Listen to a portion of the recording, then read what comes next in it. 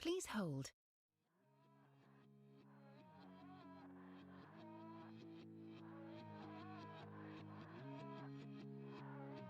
Please hold.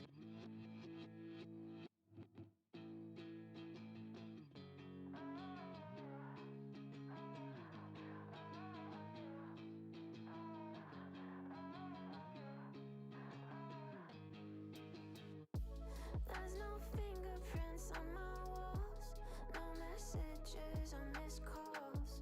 I didn't even care to say goodbye.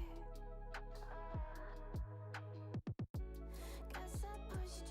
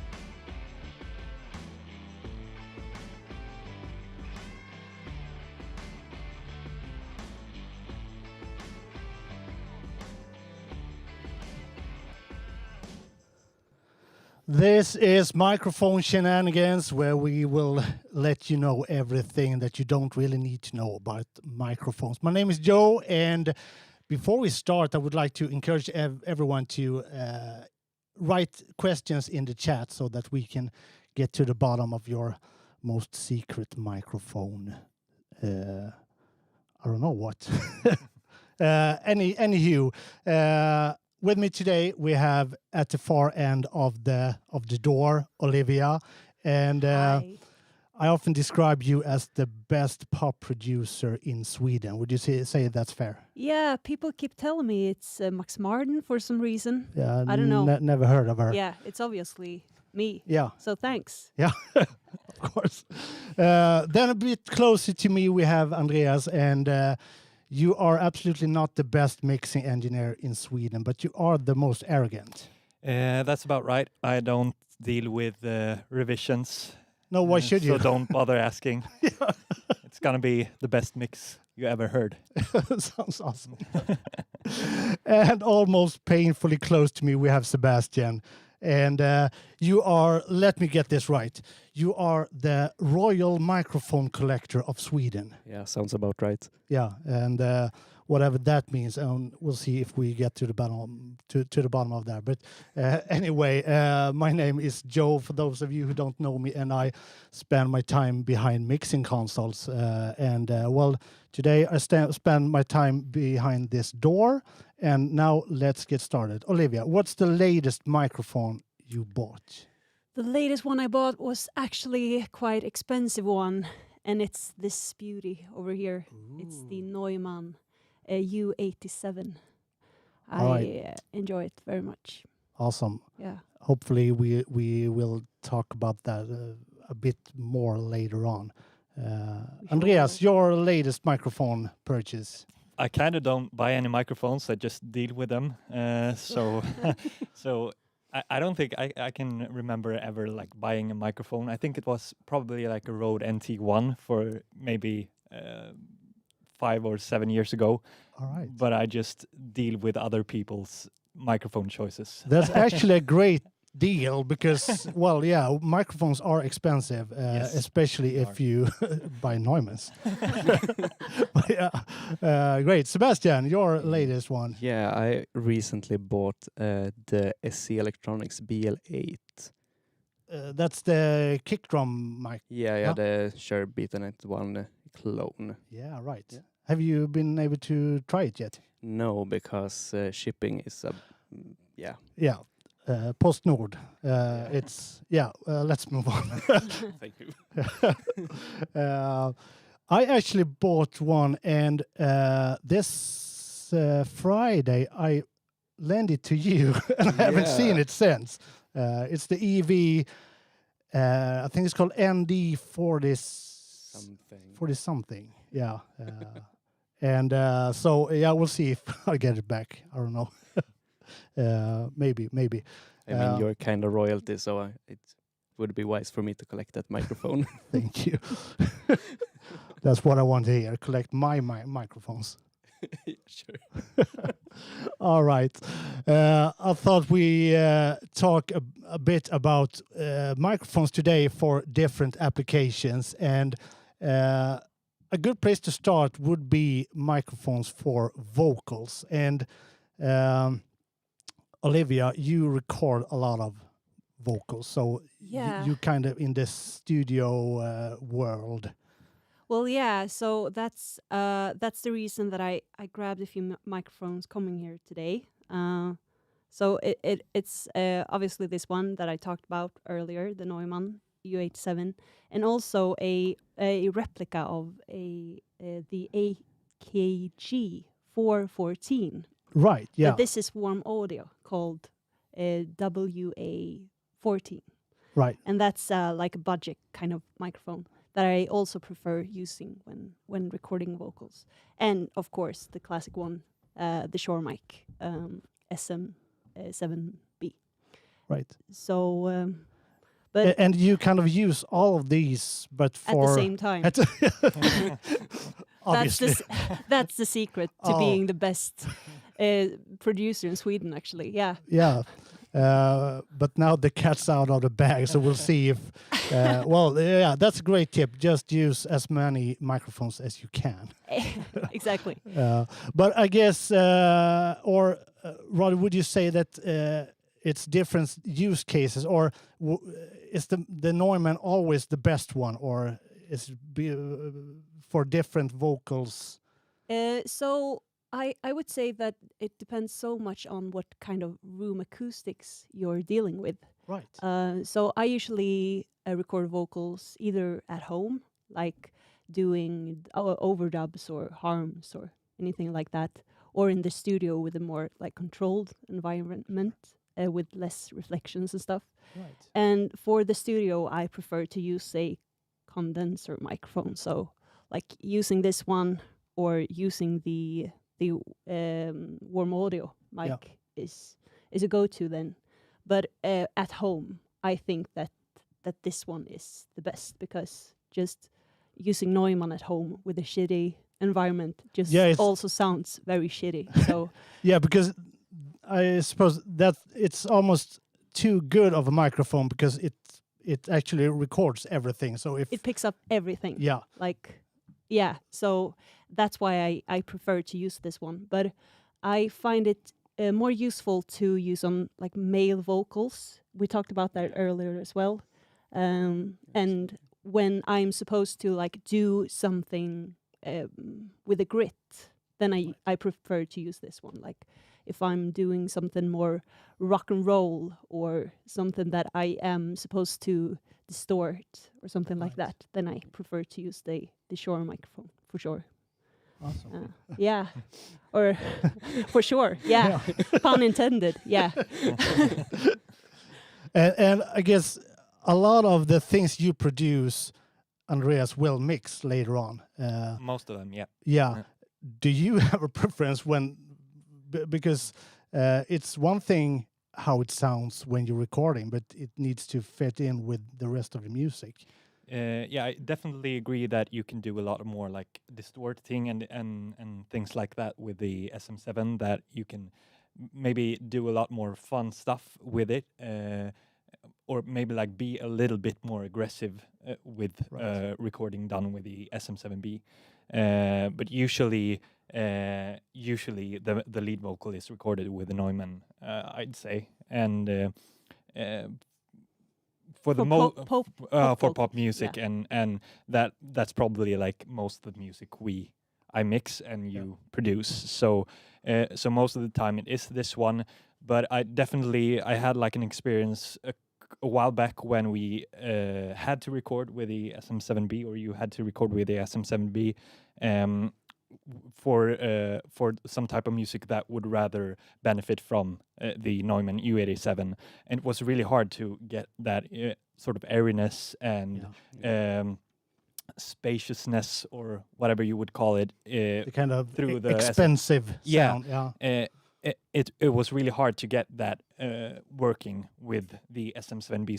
So I feel like obviously we've been through like recording with a lot of less expensive microphones in less treated environments, and it means that I don't have to do as much recording with this one in a treated room, so to speak. Yeah. Right. Yeah. It's more a finished sound, or well, the thing you want out of the microphone you get in the Neumann. I'd say so, yeah. Given the room is that it was recorded in is all right. Yeah. Yes. Sebastian, do you use the Neumann for live music on a loud stage? No, I would not, and I'm too poor to buy that damn thing. But would you? No, I would probably not. But I mean, it's a great microphone, and as you said, I mean, it's such a great microphone because it actually records what you put through it to be speaking. So, and that whole you talked about if you record in a well-treated room, it sounds better. That on a live stage, that's even more. It's even more of a big thing, because well, if you have an kind of electronic act that don't use a lot of live drums and amps, it's not a big of a problem with stage noise. But Yeah, sure. I mean, the last tour we did together, we had a drum kit, 2 percussion players, Horns. 4 horn players. So the stage noise was just crazy, and then you would kind of benefit from a lesser mic, or Yeah, sure. It would probably sound like a cool mono room, but yeah.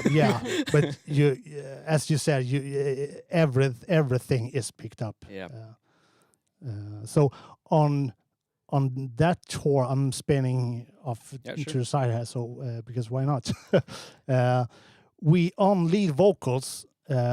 We actually tried the one Andreas. This one, yeah. Yeah. We used the capsule from that one because and the thought process was it is a loud stage, and that mic is super cardioid. So the thought process was that it wouldn't pick up as much stage noise.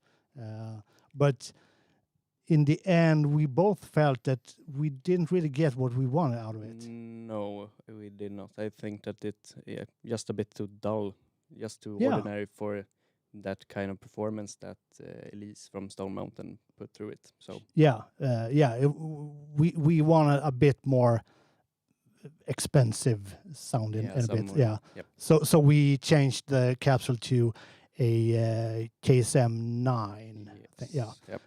which is a condenser mic on a loud stage. So it's actually It's a bit counterintuitive. yeah, but for sure. But kind of like you said, Andreas, that from the mic we got it was more of a complete sound coming out of the mic, and then we just had to deal with stage noise. Yep.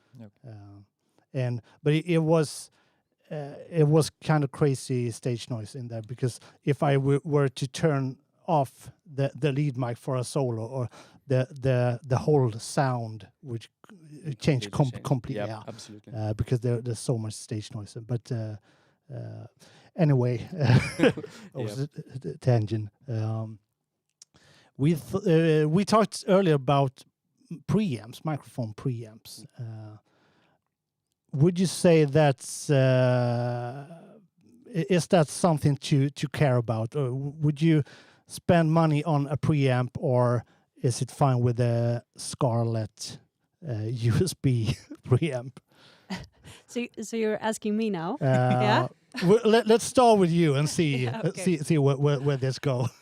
Yeah. Okay. So the honest answer, or what I would like to say, to answer to that one is, yeah, it does matter what preamp you're using.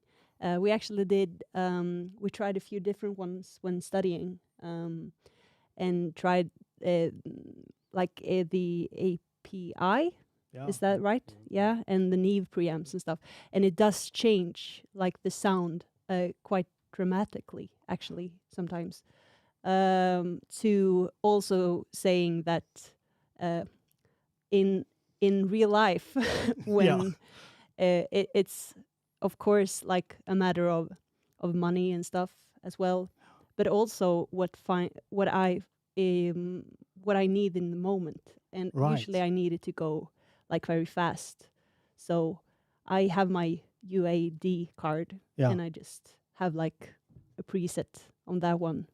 So And that's I would that's like actually a great point, because it's one thing what's best on paper, but then we live in the real life, and a lot of the time it has to go fast, and you might need to bring stuff back and forth. So being able to, I guess what you're saying is kind of being.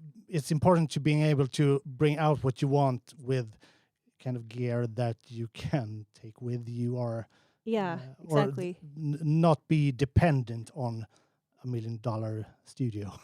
Exactly. And I know that people like usually talk a lot of shit about the Scarlet. Yeah, Uh, I just did. and you Yeah. just did. Yeah, so I might have to take that back.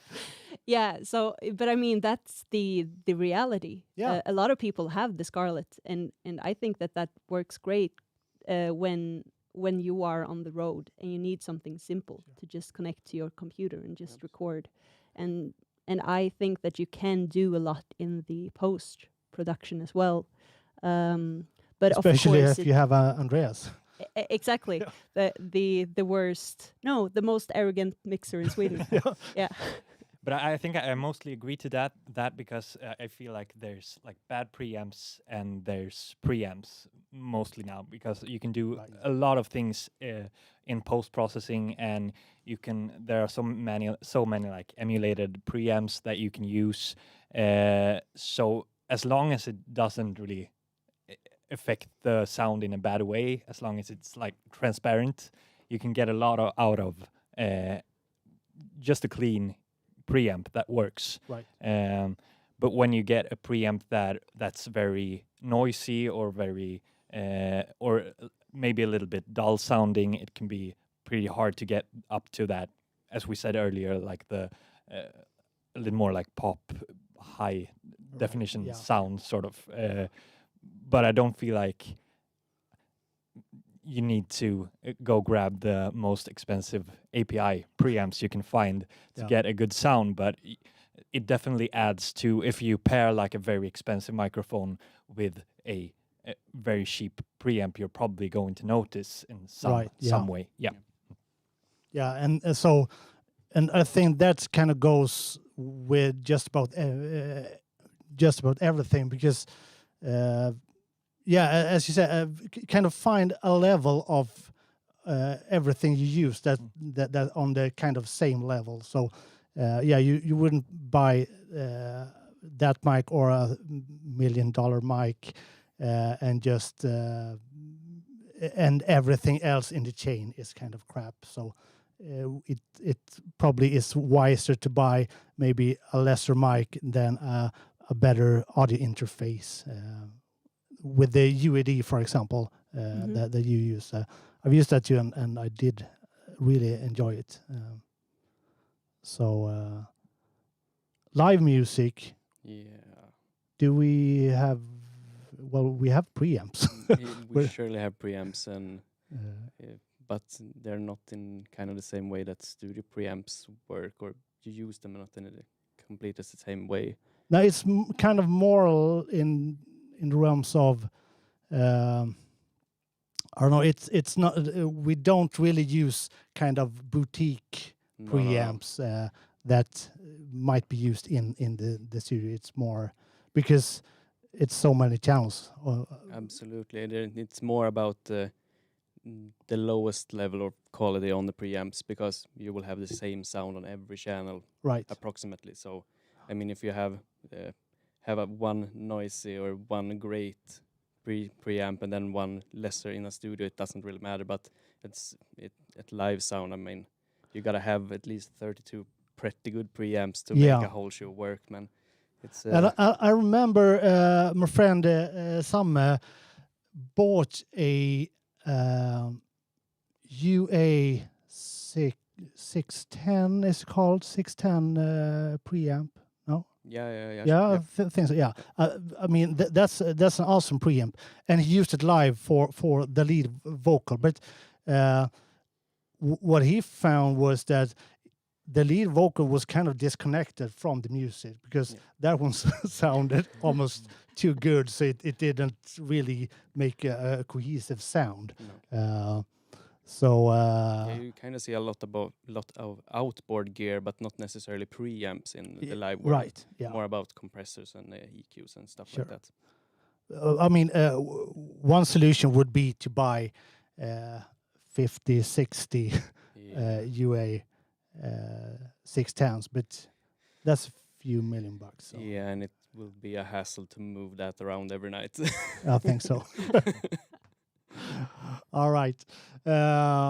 We had an interesting discussion earlier about vintage clones, and the Neumann is absolutely not a clone, but a lot of companies kind of make clones from that one. Yeah. Have any of you tried any of these clones or? I actually no, I haven't tried the. I enjoy like a lot of things that Warm Audio does, and I know Sure. that they do a clone of the U87 that also sounds quite nice. Yeah. My thought on the replica society is that it's usually not. You're buying something that you are expecting is supposed to sound like the original thing, and so I bought the Warm Audio 414, Right. and I bought it because I enjoy like the vintage AKG mic, Right. and it doesn't sound at all like that. But I mean, yeah, but because I know you work with the real thing. yeah, exactly. So, yeah. So I bought it because I was like, okay, I'm buying a clone, and this is so much less expensive. Yeah. So let's go with that one. But I mean, I enjoy this one as well a lot, and it was like my first real microphone that I bought, and I've used it so much in so many different ways. But that's one of like the lessons I learned from like buying the clone, that you are not supposed to like imagine that it will sound like the original every time. And it doesn't. That's not to say that it sounds bad or worse. It's just not the same. Yeah. But sometimes that's a bit of an advantage. For example, I saw somewhere someone talked about SM57 clones, and I actually bought one of them, which is the Behringer SL75, I think it is. Yeah, just a straight up clone, $30 SM57 clone, and it just does the same thing but sounds different. And I mean, it works great. We used it live and for a snare drum, and I used it yesterday when I recorded drums, and I just think it has some kind of pop that the SM57 doesn't really have. Well, just a different sound. So it's kind of the same experience that but you might the clone, you might use it on the same source, but don't expect the exact same sound. Yeah, exactly. Maybe. But it really depends. It's how you view it. I mean, it's if you buy a U87 clone, you probably expect it to sound a bit like or very close to a U87, but this was a whole other ball game. Yeah. But what's your thought on that one, using Slate, like a modulating microphone? Yeah, right. Slate and there are other brands as well. Doing we call kind of modeling microphones that let's just leave it here. This is a large diaphragm microphone that you can record with this one, and then in post emulate different, for instance, Neumann mics. And the way they do it is that this is super transparent, so that in post you can emulate other things. I really like this, but I don't use the emulation side of things.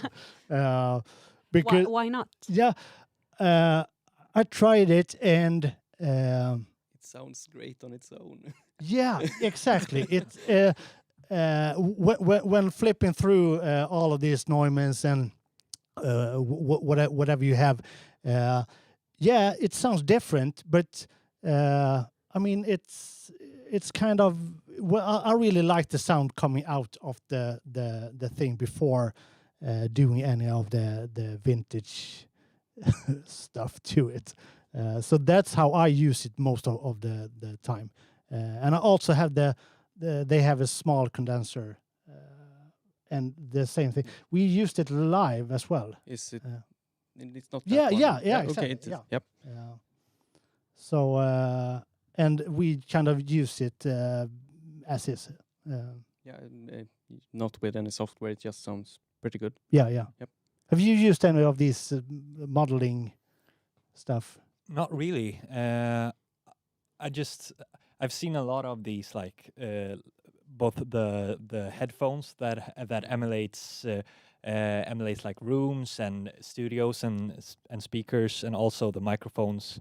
And I haven't really tried any of it, but it kind of feels maybe it's just like that. I feel like it sounds a little bit gimmicky, and I haven't really got over that. But I do also know that a lot of people use all of these tools really to their advantage and get a lot out of it. So I think it might be time for me to really try it out. But as I said earlier, I don't really deal with. I don't buy microphones. I only deal with other people's choices. So maybe it's something. And that's something you are going to stick with. I think so. I'm not going to buy anything. Just buys an ML2 and then ships it out. Record with this, and it will be great, and then ship it back. Exactly. And I mean, that said, you could all of these modeling things. You could, of course, use any mic and then apply the vintage thing, because it's EQ and phase shift. So yeah.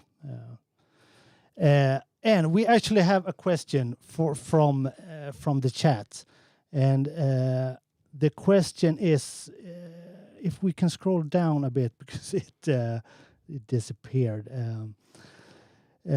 David Booth from the UK. Hi, David. Says, as a self-employed independent music producer, I could only have one of my mics.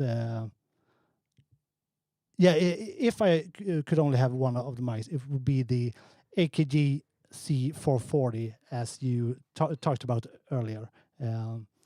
And he asked for suggestions of other multi-use microphones. And the 414 and the VA14. Yeah. They are kind of multi-purpose mics. Yeah. They will work for a lot of things. Yeah, I totally agree with that one, because you can use it using the polar patterns on that one. It's great microphones for like miking up the room, miking the guitar, using it for vocals. Like, should we place that one with the close-up camera? Yeah. So yeah, because you talked about polar patterns, and that might be something to dig into, and we are going to circle back to David's question. The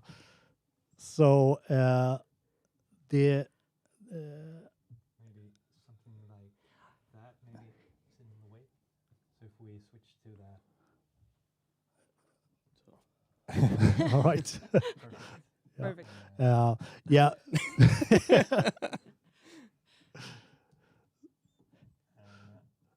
So But, this, as the original AKG, has a few different polar patterns, and you use different polar patterns for different things, or Yeah, so when using it for example, like stereo miking things, doing MS,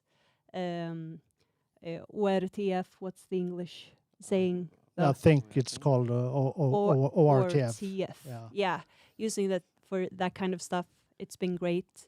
But to answer the question, I would probably like look around and see if I can find more like condenser microphones with the polar patterns, because I think that is very useful when looking for something like multi-usable. That's my opinion. And also there are a lot of microphones that work in like multi-purpose microphones, but I think that you should also take into account that if you have like a pretty like semi-expensive microphone, or an expensive microphone for that matter, that you can use for everything, you might not want to put that as a snare mic because you're afraid of like hitting it with the drumstick, and then it's probably better to buy a little bit less expensive condenser microphone and a little bit less expensive dynamic microphone, so you have like just those two different routes to go. Right. Because in my opinion, there are definitely multi-purpose microphones, and for instance, the SM7B, you can use that on a lot of things. But then when you want that like crisp pop vocal, you can't use it, and then it's probably better to have like an SM57 and something like a WA14 or something like that. So you combine one dynamic and one condenser microphone rather than having like one expensive multi-purpose microphone. That's something I think it's a good way to go. And overall, like large diaphragm condenser mics with, as you said, Olivia, a lot of different switches and quirks to them. They're great. For example, a cheap mic that Austin Spirit, that mic works for me on pretty much every source I put it through. And as a more expensive mic, I don't know, it's a Gefell microphone, but I don't remember which one, if the 871, the small gray. It's a great microphone, sounds great in about everything. But I mean, those are kind of expensive. I think they're around $1,300, $1,400 somewhere. Also, you had like a microphone shootout here like a year ago. Yeah, that's right. And there was a lot of warm audio stuff, but also the Austrian audio. The OC212 or something like that. Everyone really, really liked that on everything, and I think that could be a potential for sure. all-around type of microphone. I've heard like from the Swedish television, they used it as a podcast microphone, I think in the supercardioid mode. Right. And it sounded absolutely fantastic. They just sat around the table with one of those microphones in front of every speaker. There didn't seem to be a lot of it was very, very like focused on the one it was directed to, and probably one of the best like video podcast recordings I've heard. So and I think was that's the a candidate for sure. Austrian Audio 2. What was the model number? Do you remember? I think it was OC212, but they do one like that's more expensive that has this stereo output, and then they make the cheaper version that's the same capsule, but you don't get all of like. I think there are like Bluetooth features that you can control the all of the settings and things like that. You don't get that, but you also save like I think like $500 to $600 on buying the cheaper one. So there are definitely. I think you should go with the cheaper one if you don't need like the stereo output and things like that. Yeah. But it's definitely an all-around microphone, and I haven't bought it, but if I'm going to buy any microphone. Well, you're not, but well, I'm not, but it's probably going to be that one. Actually, And Austrian Audio also have a one called OC, OD, whatever. No, OC because it's condenser. 818. That's just awesome on most things. I think that one was here in the microphone day we had, and it's kind of similar to this one because it has a lot of different polar patterns and high pass filter and all of that juice. So I think if you're looking for a multi-purpose mic, as you said, Olivia, a lot of different polar patterns really gives you a lot of different options. And I would encourage anyone, and David, who asked this question, we actually talked about this, that when recording, especially acoustic music, maybe don't always use the cardioid microphone. Try Omni, try anything else, because most people I find just use cardioid microphones on just about anything and everything. This one I would recommend to anyone also as a multi-purpose mic because, well, it really is. And the downside is that this is cardioid only. So it goes directly in opposite what I just said.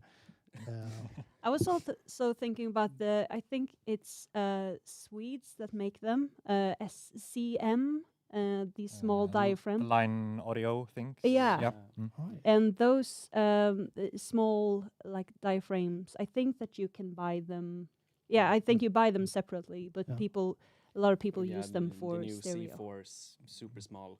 Yeah. Yep. And they're Exactly. very like inexpensive as well. Yeah. So you get a lot for the money there, I think. Absolutely. Yeah. Yep. Absolutely. And what's the brand? Line audio. Line Audio. Yeah.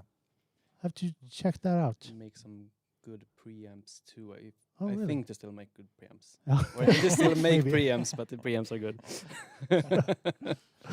All right. So there's a few different options, and it's almost today. You kind of need to really, or I would phrase it like just anything you buy. If you pay at least a few $100, it's a good mic. There are better, but there are not a lot of crappy mics. Absolutely. And so hopefully that can give some insights, or that's our insight at least. Should we talk a bit about podcast microphones? Yeah, sure. I think we might have another question. Really? Yeah, we have from Philip. If you must choose, if you must choose to use a mic from only one brand, what would that be? That's a good question. Only one brand. Start with Olivia. Well, that one is easy. Yeah. Because I would choose Warm Audio because they have the clones of everything. Yeah. Yeah. Yeah, of course. Yeah. But you could choose Neumann, for example. Yeah, but if I want like, Yeah. well, yeah, okay. Yeah, but And then I could sell them. yeah, but Philip doesn't want you to sell them. No. He wants you would to we use them. Yeah. So yeah. But I think that's like a brand that you get a lot. Yeah. You get a lot of mic from that kind of money. Yeah. Yeah. And also, I think like Lewitt is a really interesting like new brand on the market, and I know that you two like them as well. And I think I guess they have been doing like a lot of, because you see them everywhere in on like influencer pages, and YouTubers use them as their main microphone and things like that. But I also think that it is a lot of value for the money. I do agree. Yeah, they have all everything from like kick mics to tube mics. They have everything, and pretty much every mic I've tried from Lewitt sounds great. Yeah, it's just a matter how you use them.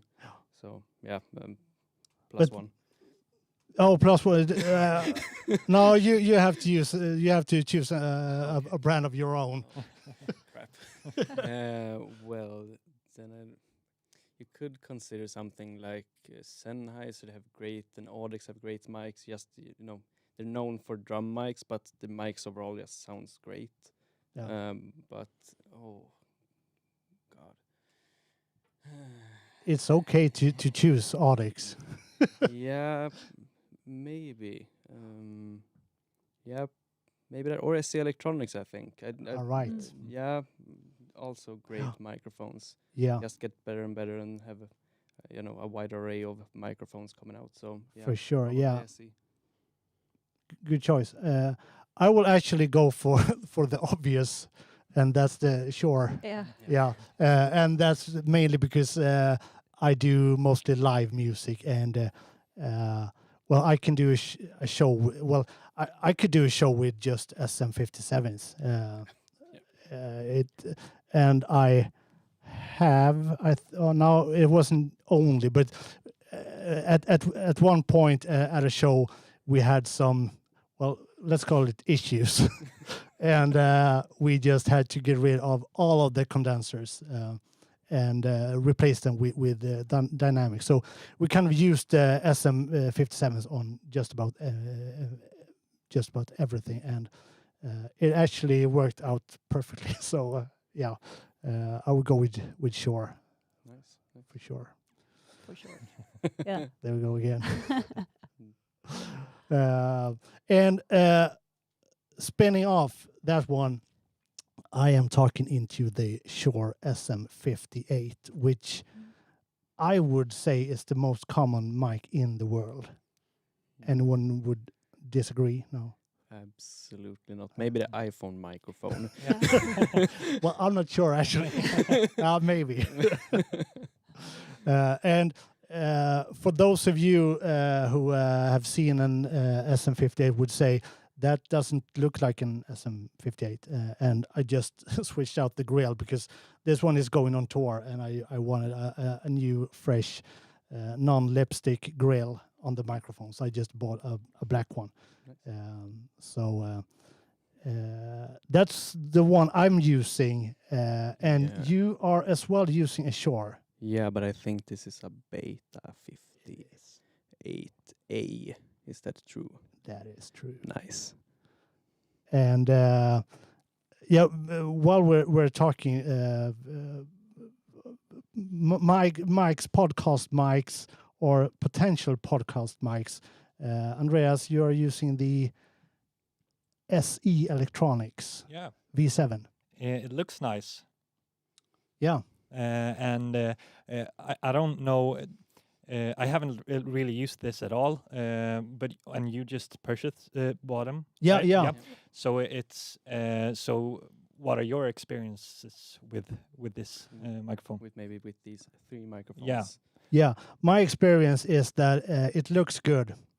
I haven't used it, okay. So I have no idea. But I'm going on tour, and I will use the V7s for backing vocals. Yep. So ask me in a few weeks. Okay. I will have an opinion. But on the regard of like Beta 58s and the original SM58, what would you say? Because you hear that a lot, like the Beta 58 is a little better than the SM58. It also is like a little bit more expensive. Yeah. And I haven't really like made up my own opinion about that. And I haven't really A-B'd them. I just went off sort of recommendations that the Beta 58 it's better, and it's like okay, it's better. But what is your opinion about that? Is it better, or is it different, or is it? It is. My opinion is that it is different, and I've of course used both of these for all of my life.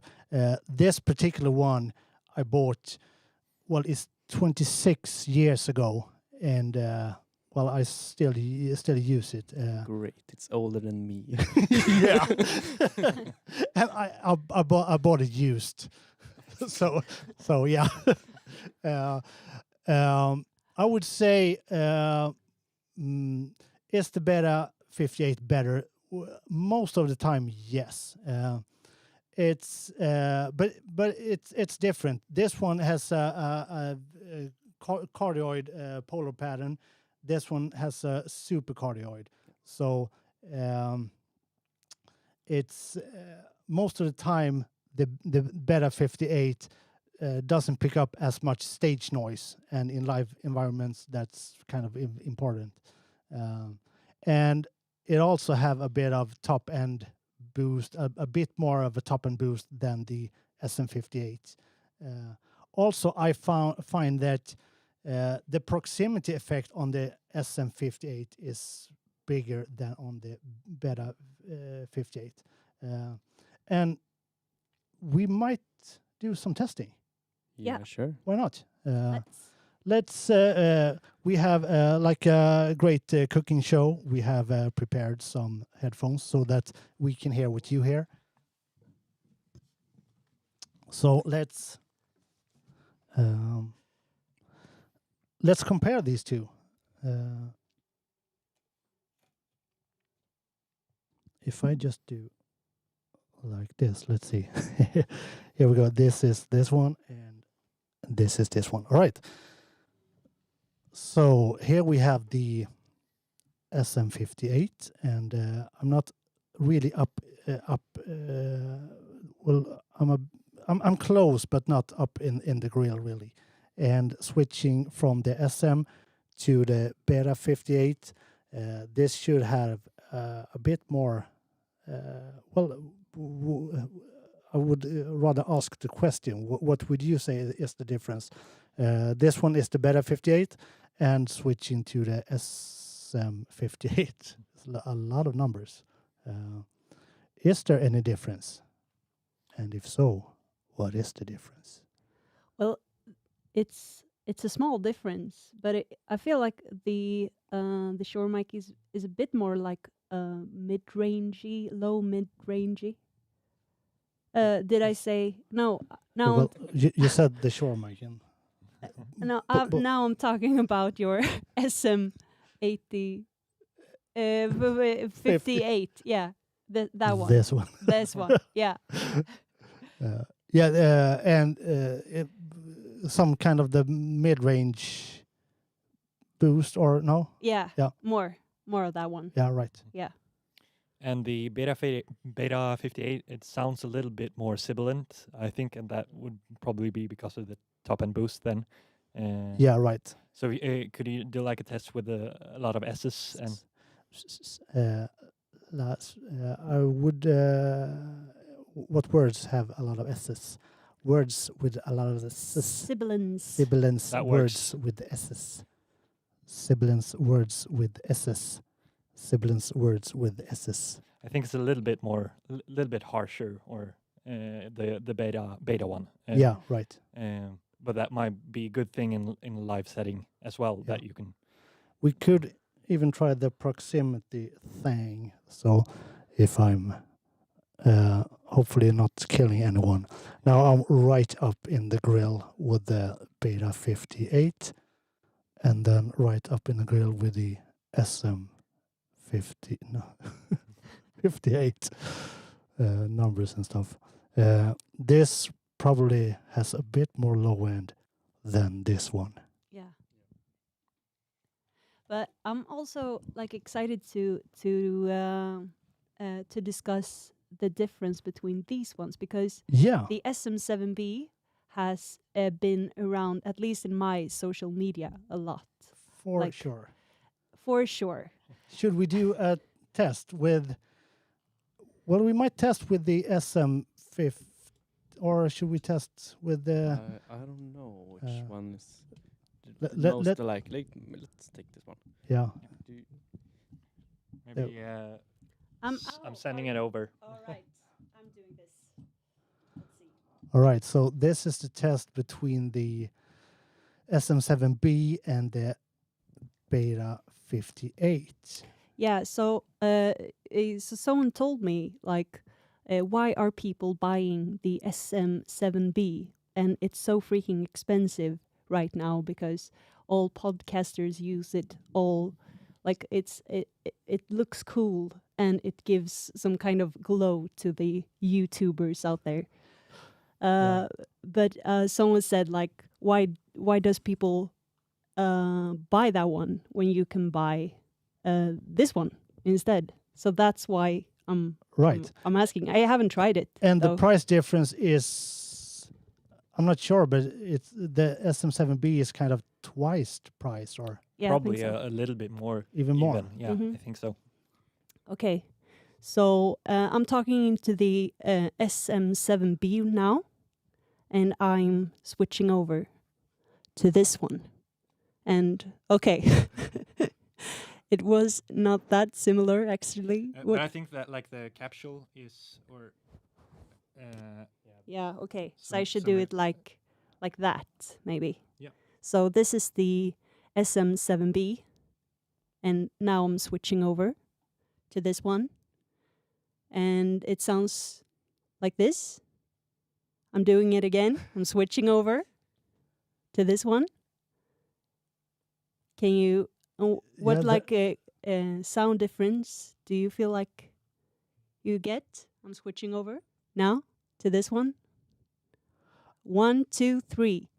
1, 2, 3. 1, 2, 3. 1, 2, 3. All right. There is for sure a difference.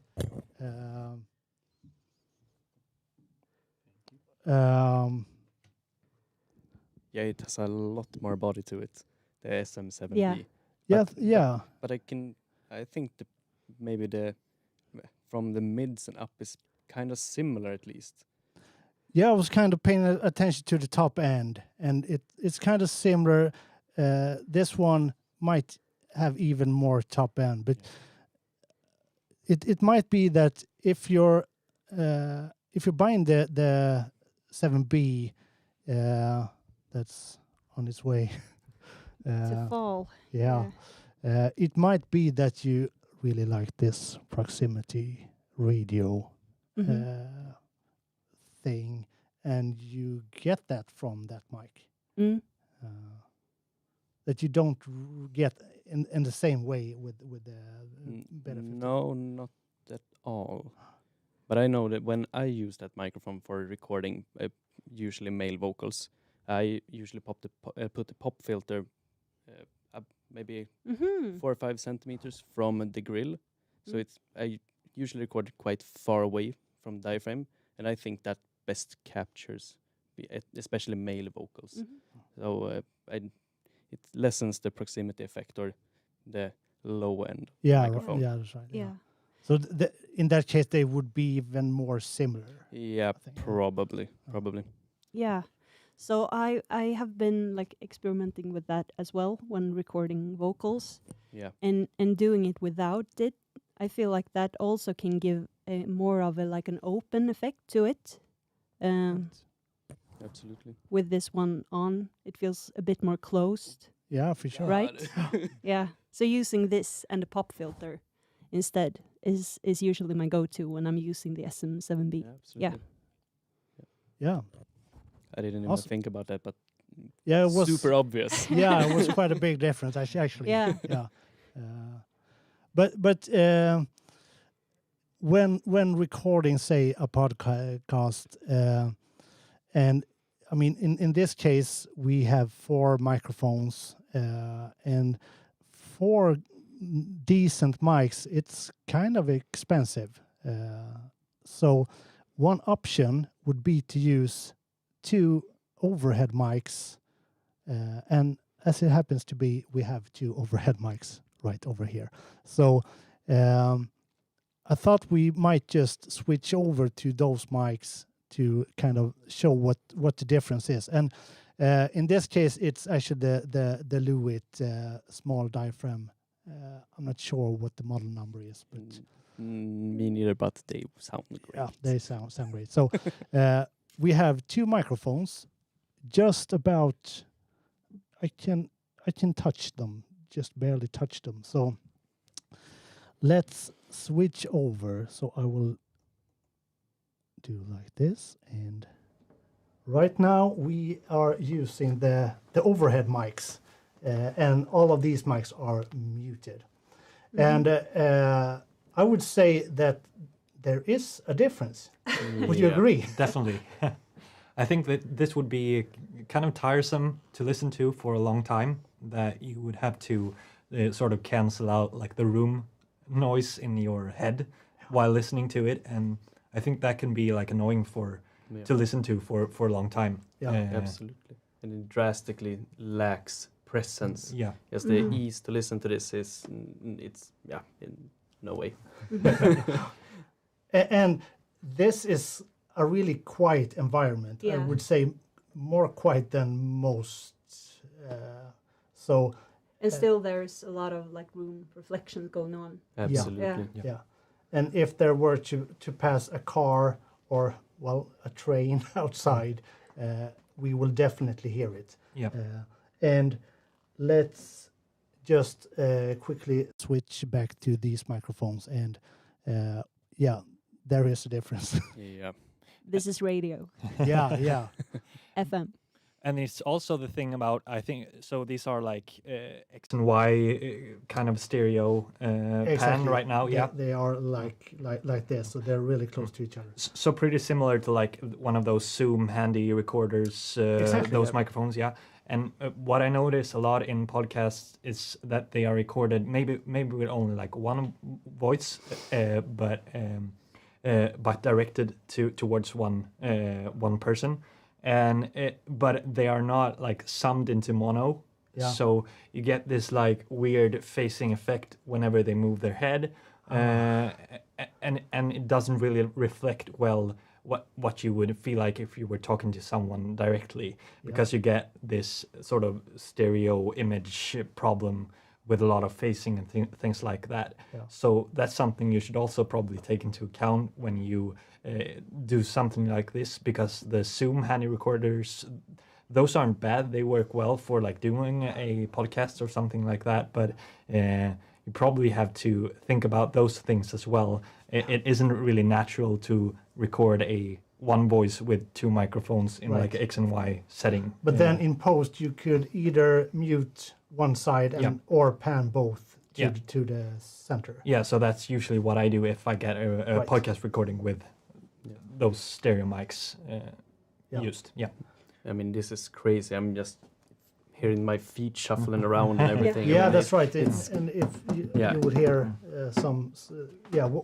whatever is present in the room, you will pick up. But it's like a quite natural sound from them. So using them for, now we're talking in podcasting, but using them as room mics, it's a great way to like capture the whole thing.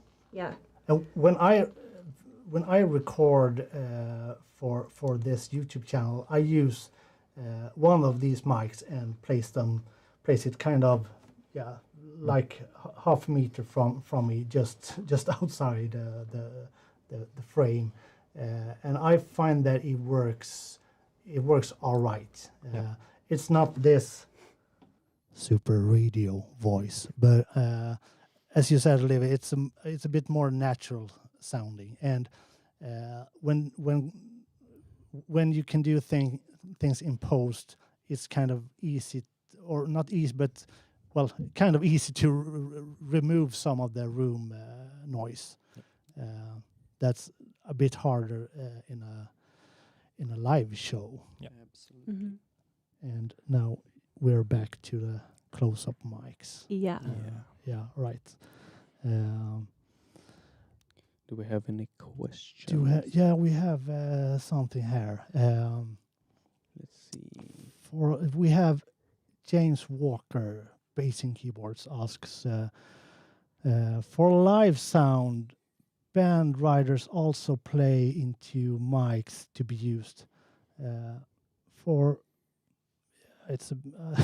There's a big heart in a way. For my events, it usually is a mix of Shure and Audix. And that's a really good point. I'm going to take off these because it was kind of...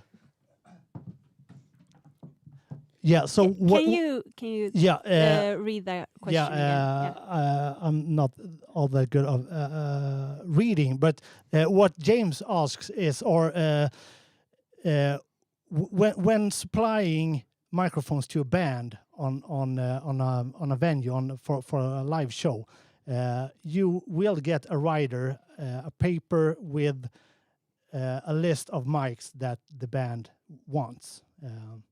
And like James says, Shure's and Audix mics, they are absolutely more common than we'll say Neumann. And that just means that all audio engineers out there have great taste.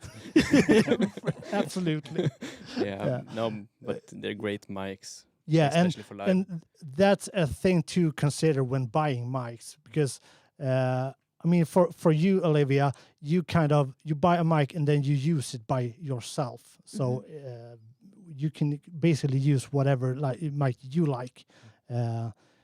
When we work in live, some bands have brand deals, so they we have to use this brand.